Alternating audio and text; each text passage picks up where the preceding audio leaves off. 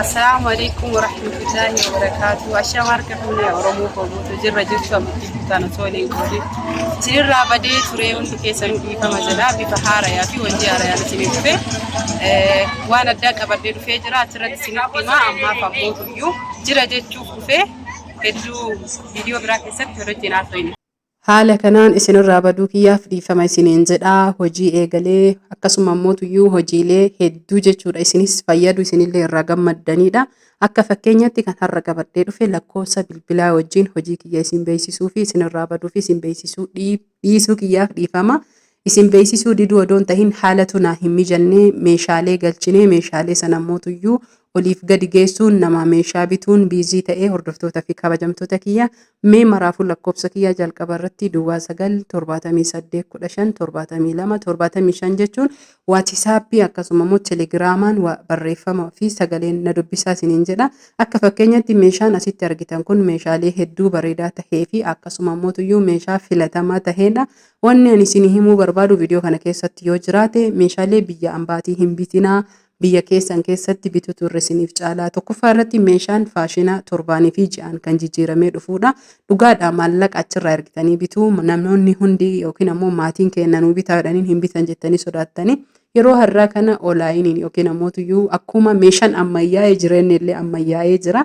Kanaaf mee fakkeenyaaf maan kan asitti isin argitan kun walirratti hunda isaa qaba. Akkaataan jechuudha inni itti uumamee fi inni itti baay'ee bareedaa kan ta'e fi wal jinaara san qofa osoo hin tahin saanidhaan saarbiisii asitti argitan tunniin hedduu kan ulfaattuu fi gatiin isii ammoo baay'ee bareedaa kan ta'edha. Hedduu nama raaja gatii isii ammoo meeshaa guutuu isaa qabadhe kan isinii dhufu har'a kanaaf isinirraa badee kana hojjetaa jira. Namoonni hojii kiyya jaallattaniif immoo ajajachuu barbaadan koottaa heloo jedha lakkoofsa sirraa kana qabadha. Lakkoofsi kiyya duwwaa 9781572 75 razaan oroo jechuudhaan koottaa yookiin razaan jedha koottaa isiniin jedha. Tipsiin asitti yookiin sahniin shaayii asitti argitan kun baay'ee furdaa kan ta'eef bareedaa wayiiti. Hundaafuu meeshaa gatii isaa kan biraa keessatti qabadhee isinii dhufa. Har'aaf ammoo meeshaa irraa isinii dubbachuu barbaada. Warroonni meeshaa biyya alaa irraa galchitan hundi keessanuyyuu dachaa 7-8 irra caalaa kasaartan jechuudha. Tokkoffaa irratti meeshaa achitti maallaqaan bittanii sanuyyuu jechuudha maallaqa yookiin dinhaara yookiin riyaala. Lammaffaa irratti ammoo maallaqa kiiloo kafaltanii galchitanii. Sadaffaa irratti qaraxa kafaltanii galchitanii. Afuraffaa irratti achii kagadiin galchitanidha. Hordoftoota fi kabajamtoota kiyya ammoo asitti yoo bittanii jettan sharafaan wantoota achitti firiijii tokkicha 2000 yookiin dinhaara akkasuma riyaala Saudi Arabiyaa 2000 yoo kabittan taate firiijiin sunuu beekaa gadi aanaadha malee yookiin ammoo litiraan kakaayameedha. 2000 litira hanga 200 fi 60 irraa eegalee hanga litira 315ti. Sunuu hanga 2500 3,000 Dubaayitti illee dinhaara akkasuma jechuudha.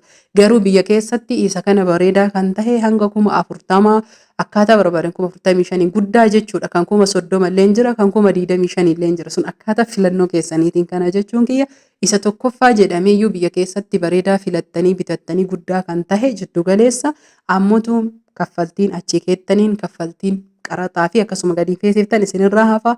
Akkasuma carqiileen firaashaa diizaayinii isin barbaadaniif carqii isin barbaadan bifa isin barbaadaniin tokkoffaa tahee kan babbareedaa kanatu jira. Akkaataa barbaadanitti isin haga barbaadan mana keessan keessa maatii keessaniifis tahee akkasuma ofiifis ajajachuun dagatina. Hanga maatiitti kan hojii kana kan nan balleesse jechuu barbaade. Sangof osoo hin tahin meeshaalee akka algaa, dulaabaa akkasuma ammoo tasriihaa san qofaa miti maal isinitti hima majliisaa, soofaa, xaawulaadhaa, kan televiziyoonaa, madardaraa wannummaan kana san jennee isinii himnu hin jiru. Nyaata dhugaatii irraa sukkaara, buna, shaayii, mokoronii maal isinii hima wantoota nyaata irraa tabaalan guutuu isaa nyaata faayidaa qaban mana keenya keessatti kan duraaniin hojjedhee gurguruuf faayidaa nuuf qaban fayyaafis wal qabatee isallee barbarree, shiroo, urgooftuu hunda isaa kana hunda hojjetaa jirra. Hordoftoota fi kabajamtoota kiyya ispiikarii televiziyoonaa, gassaalaa, tallaajaa, furuna, elee daabboo, elee buddina hunda isaatitti. Kanaaf namoonni barbaadan hunduu heloo jechuun meeshaa kana daawwadha. Uffata jechuun uffata aadaa irraa hanga ammayyaa akkasuma immoo kan mana keessaa kan sargii qorii meeshaalee hunda qabadhee kan hojjetaa jirudha. Isin lakkoofsa kana qofaan bilbileettanii ajajachuu hin dagatina. Akkasuma immoo warroonni biyyoota adda addaa biyya Awurooppaa irra jirtan midhaan biyya keessanii urgooftuu taate midhaan adda addaa kan qaama keenyaaf fayyadan akkasumas barbarree, shiroo san qofa osoo hin ta'in urgooyituu ittoon godhannu gosa 2-3 hojjetamee isiniif ergamuu danda'a. Bilbila kana qofaan nu dubbistanii ajajachuu dandeettanii akkasuma warroonni Awurooppaa jirtan guutuun keessan maatii keessan sapiraayizii yoo godhuu barbaaddan meeshaa barbaaddan lakkoofsa kana waatisaappii yookiin teelegiraamaan na dubbisuudhaan ajajadha. Bakka isin barbaaddanii fi biyya isin barbaaddanitti isinii geessina. Hanga viidiyoo biraatiin walitti deebinutti turtii gaarii fayyaan faaya Oromoo koo isiniin jedha. Haalaan jireenya fi haalaan biyya akkamii yoo jettan hedduu namatti tola. Hanga ammaatitti jechuudha biizii waan tahee jedhee fi lafti roobaa ganna kanaafi wantoota hedduu jechuudha irraa kan oonlaayinii irraa fagaadhe waan addaa osoo hin tahin haala matunatti hin mijatiin biyya barachuu fi dalagaa fi akkasuma immoo qilleensa waan taheef kan biraa immoo koomantii keessa ilaalee kan isin wajjin haasa'uu fi isin dubbisu taha. Viidiyoo meeshaalee gatii wajjin qabadhe inshallah hanga viidiyoo biraatiin walitti deebinutti isin ammoo sabiskiraayib laayik gochuun akkasuma hiriyoota keessanii sheer gochuun koomantiidhaan yaada babbareedaa barreessa. Namoonni ammootuyyuu meeshaa ajajachuu barbaadan hundi keessan lakkoofsa kanaan na dubbisa. Duwwaa 978 15 72 75 nagahatti horaa bulaa.